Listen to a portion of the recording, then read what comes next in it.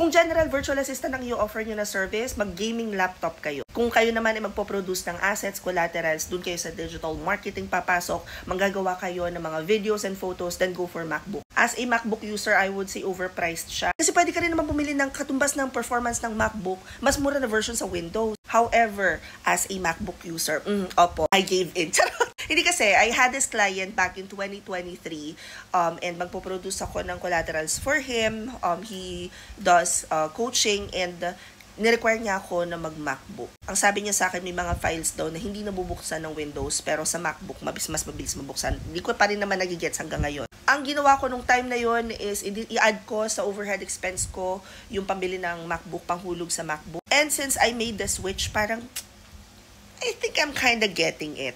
Yung Apple ecosystem is working for me because I have iPad, I have iPhone, I have yung MacBook nga.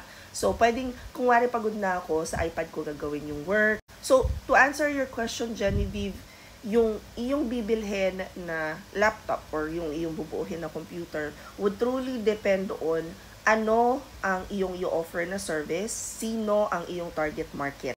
If magsisimula ka pa lang as a general virtual assistant, I would say, hanapin mo yung latest gen ng Ryzen. Pumunta ka sa pinakamalapit na bilihan sa inyo ng equipment. Tapos itanong mo kung ano yung pasok sa budget mo.